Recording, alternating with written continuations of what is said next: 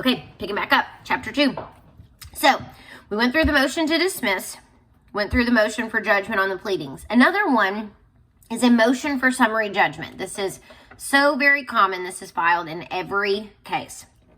This says motion for summary judgment. Again, sorry, I went through that quickly. This says that taking all the evidence in, so not just the answer or the complaint and the answer, not just the pleadings, but all of the evidence. When you do that, no facts are disputed. We all say the light was red, we all say the light was green, whatever it is. There are no disputed facts. And because of that, I'm entitled, me filing the motion, I'm entitled to judgment as a matter of law. So the summary judgment not only takes into account the complaint and the answer, but all the other evidence, and says nobody disagrees on the facts. There is nothing for a jury or a judge, no fact for them to decide. We all agree on the facts, and when the facts are presented as they are, that we all agree on, then I'm entitled to judgment as a matter of law. Okay? So that sometimes gets denied, sometimes it gets awarded to the person who filed it, and the case is over. So several different motions that can be filed before you go to the actual trial itself. Now, point C, the discovery process. This is meaning obtaining factual information. So that's your blank there. The discovery process means obtaining factual information for an opposing party or a non-party. So basically, this means we're discovering what information you have as the plaintiff or the defendant. You're discovering what information I have, and we're putting it all together to get a better idea of what our case is. So this is really the difference than what you see in Law and Order and whatnot, where, all these big surprises come out at trial. That doesn't really happen because everybody's gone through the discovery process, and generally speaking, if you don't give me those documents during discovery, you're not going to be able to use them at trial either. So that's a big difference. They're just generally not surprises like they like to put on TV. And generally speaking too, in the criminal process, I feel like everybody's just going to dump everything on the other side. This is everything I have. Civil, there's a lot more objections or a lot more protective orders. It's a lot more strategic, I feel like, in what you present and what you don't present than in the criminal process, where I feel like it's all just kind of dumped on the other side and let's put on the show when it comes to the trial. Two different kinds of discovery. That little one there is depositions. That's sworn testimony. All right, a deposition is a sworn testimony. That means I sit down, all the parties sit down with the witness and a court reporter or videographer. They'll do some type of videoing, some type of recording so that it can be used later. You're under oath, and you as the witness give your testimony right then and there. One of the parts, one thing about that is obviously learning what that person's going to say prior to trial. Another part is sometimes these trials don't take place for years until after the complaint's been filed. You're probably going to remember better what happened a year after the case was filed versus 5 years after the case. So if you want to change your story by the time we go to trial, no. That plaintiff is kindly going to remind you what your testimony was closer to the time that it actually happened, and try to impeach you and make you look not very credible at that point. So one of the main purposes is to nail down your testimony from the get-go. The other kind of discovery is interrogatories. This is written questions, right? Interrogatories are written questions. Those are questions that are sent to the other side saying, provide all the documents that, show you had insurance on the car, or admit or deny this. It's questions that you have for the other side, getting them to nail down some facts and some evidence ahead of time. All right, then you go to the trial. Point D, where you've got your jury selection, opening arguments, direct examinations, cross-examinations, and closings. It kind of is like what you see on TV. It's just a big production, and it's either then for the judge, if the judge is presiding, or the jury, if there is a jury, to make their decision following the trial. And then the appellate procedure. So as you can imagine, somebody's not going to be happy after trial. They're going to think that something was done incorrectly by the jury or by the judge. So there's a procedure for appealing your case. So little one there, the losing party may timely file an appeal. So after the decision is rendered by the trial court, then you've got a certain amount of time where the losing party can appeal, give their notice that they are appealing something to the Kentucky Court of Appeals for them to relook at everything and decide if it was done correctly. Then number 2 there, the Court of Appeals has a few options of what they can do. So once they review your case, sometimes it'll just be the briefs that you write that they're reviewing, or they're going to review all of the trial itself, all of the witness testimony, all of the exhibits. Sometimes you'll have oral arguments where, again, they're not going to hear testimony, but they'll let the attorneys come and argue their position of why it was done correctly or why it wasn't. So then at that point, the Court of Appeals has a few options. Number 1, they can affirm what happened, meaning they can say everything went fine and you're still stuck in the same outcome.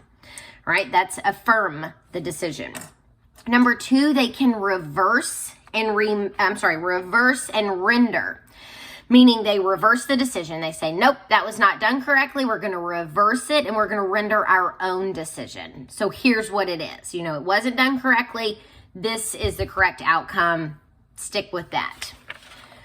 Number 3, they could also reverse and remand. Reverse and remand, meaning they say, nope, that was not done correctly, but we're going to send it back down to the trial court to redo it with these instructions of how to do it. All right, so reverse and remand it so that it can be redone.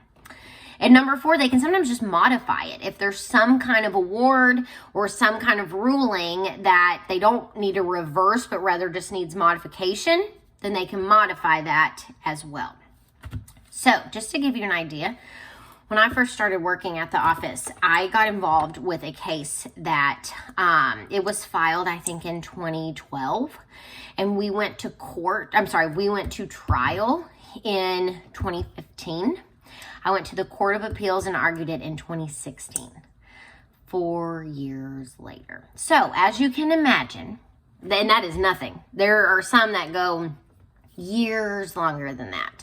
So as you can imagine, a lot of times people do not have the money for that. And, if things are going to trial anymore, it's usually because somebody's life's on the line. We're talking about a criminal defendant, or because insurance is paying for it. You don't see just people suing people without some type of insurance that kicks in to pay for their defense, to pay the attorneys, because people just can't afford to employ an attorney for 5 years and have a 3-week trial. That they just can't afford it anymore. So the way a lot of cases end now is through other means besides trial, and those are called alternative dispute resolution. That's the last part of chapter 2. And there's 3 different ones that I want to talk about with you. So the first one's negotiation. What that means is we just have informal settlement talks. That means rather than you hauling off and suing my client, or after you haul off and sue my client, but before we get too far down the road, and again, we can reach a resolution through negotiation at any time up to trial, even during trial.